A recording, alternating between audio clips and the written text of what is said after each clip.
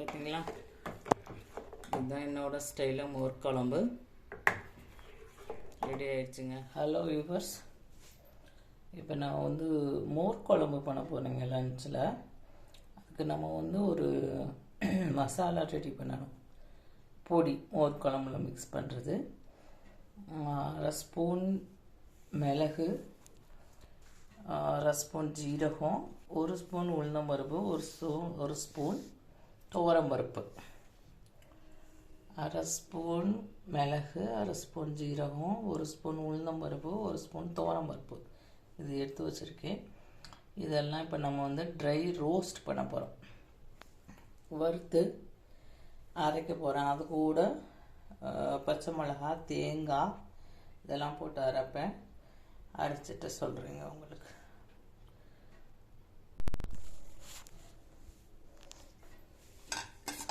இது ஒரு பக்கம் வறுத்துட்டு இருக்குங்க.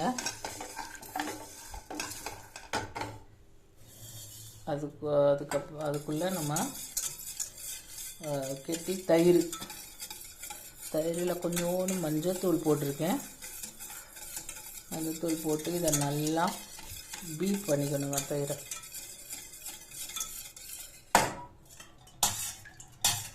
கொஞ்சோண்டு தண்ணி ஊற்றிக்கலாம்.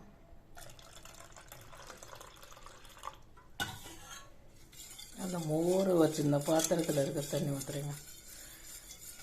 இது எப்படி நம்ம வறுத்து அரைச்சி இந்த மசாலா போடுறப்ப நமக்கு கெட்டி கொடுக்கும். அதனால் கொஞ்சோண்டு மஞ்சத்தூள், உப்பு போடக்கூடாது. உப்பு போட்டால் அது திரண்ட மாதிரி வந்துடும். அதனால் இதை நம்ம நல்லா பீட் பண்ணி வச்சுக்கலாம்.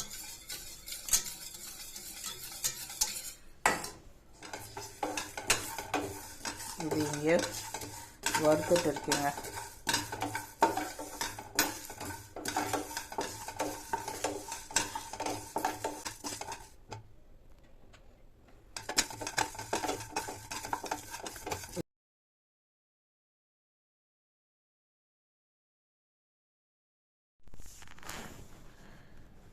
நம்ம அந்த இதெல்லாம் அரைச்சிட்டோங்க. அரைச்சிட்டு ஒரு 2 ஸ்பூன் தேங்காய் பூ, 3 பச்சை மிளகாய் சேர்த்துருக்கீங்க. இதை இப்போ நம்ம அரைக்கணும். அரைச்சிட்டு சொல்கிறேன். நம்ம இதை அரைச்சிட்டுங்க. 2 நம்ம உளுந்தம்பருப்பு, துவரம்பருப்பு, மிளகு, ஜீரகம், பச்சை மிளகாய், தேங்காய் இதெல்லாம் அரைச்சாச்சு. அரைச்ச விழுதை நம்ம ஏற்கனவே இந்த மோரை இப்படி அடித்து வச்சுருக்கோம்ல,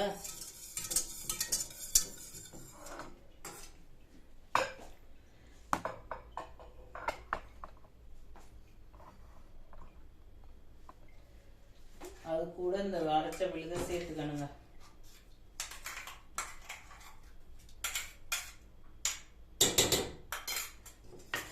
சேர்த்து அதையும் நல்லா கலந்துட்டு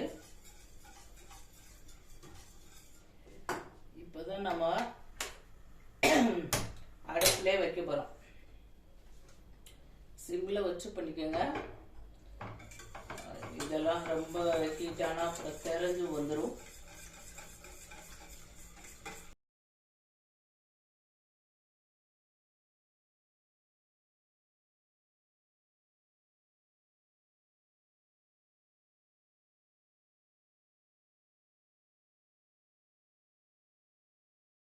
ஊற்றிட்டு இதை கைவிடாமல் அப்படி கிளறிட்டே இருக்கணுங்க. விட்டோம்னா அந்த மோர் ஹீட்டாகி திறஞ்சிட்டு வந்துடும். நம்ம இப்போ வறுத்து போட்ட அந்த மசாலா வந்து அந்த மோர் கூட சேர்ந்து நமக்கு ஒரு டேஸ்ட் கொடுக்கும். அதே சமயத்தில் அது திரண்டும் வரக்கூடாது. அதனால இதை ஒரு 10 நிமிஷம் இதை வச்சுட்டு நம்ம அங்கே இங்கேயும் போக முடியாதுங்க.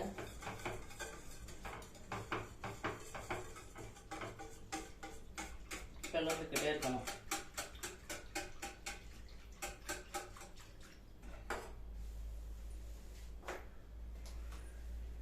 இதில் நம்ம பூசணிக்காய் சேர்த்துக்கலாம், வெண்டைக்காய் சேர்த்துக்கலாம். வெண்டைக்காய்லாம் ஃப்ரை பண்ணி போட்டுடலாம். பூசணிக்காய் லைட்டாக தண்ணி ஊற்றி மஞ்சள் தூள் உப்பு போட்டு வேக வச்சு அதையும் சேர்த்து இது கூட சேர்த்து வேக வைக்கலாம். இதில் ரொம்ப நல்ல வேரியேஷன் பண்ணலாம். இல்லை எதுவுமே வேணாம், வெங்காயம் தக்காளியை வதக்கி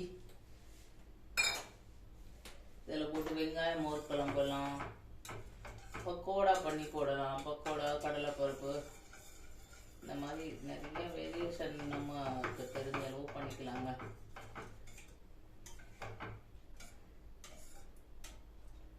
நான் இன்னைக்கு பிளெயினாக தான் பண்ண போகிறேன். பிளெயினாக தான் எங்கள் வீட்டில் எல்லாம் சாப்பிடுவாங்க. காய்கறி போட்டால் அவங்களுக்குலாம் பிடிக்காதுங்க. 15 நிமிஷம் வந்து இந்த நம்ம அரைச்ச விழுதோடு சேர்த்து இதை 15 நிமிஷம் நல்லா நான் கலக்கி விட்டுட்டே இருக்குங்க, தெரிஞ்சிடாம. இது அது கூட சேர்ந்து நல்ல ஒரு ஸ்மெல் வரும். ஸ்மெல் வந்துச்சுன்னா நமக்கு அது நல்லா வெந்து அது கூட சேர்ந்துருச்சுன்னா அர்த்தம்.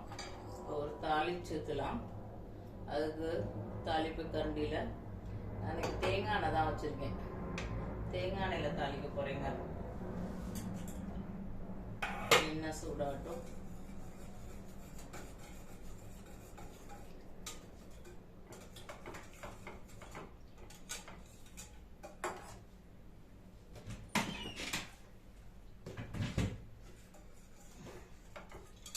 வெயிலுக்கெல்லாம் அடிக்கடி மோர் குழம்பு சாப்பிட்டா வயிற்றுக்கு ரொம்ப நல்லதுங்க.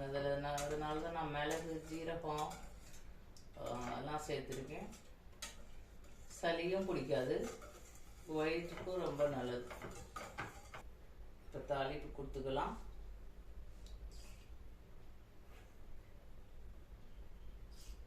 கடுகு, இப்போ வெந்தயம் போட்டுக்கோங்க. தாளிக்கிறதுக்கு வெந்தயம் போட்டுக்கோங்க.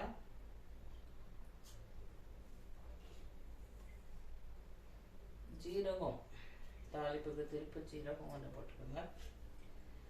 உளுந்தம் பருப்பு,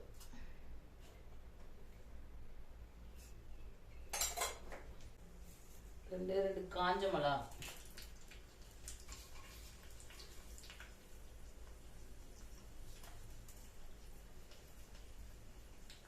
கருவேப்பிலை போட்டுக்கோங்க.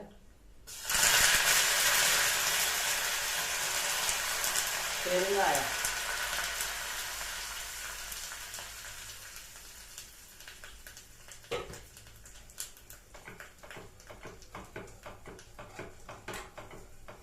இப்போ தாளிச்சதை இதில் போட்டுக்கலாங்க.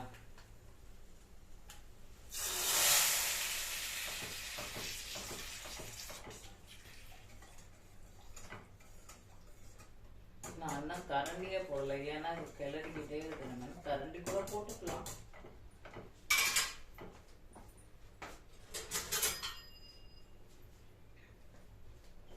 இப்போதான் கரண்டி போடுறேங்க.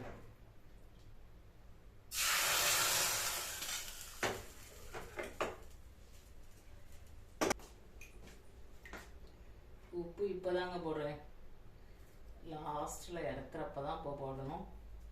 முன்னாடியே போட்டோம்னா தெரிஞ்சு போயிடும்.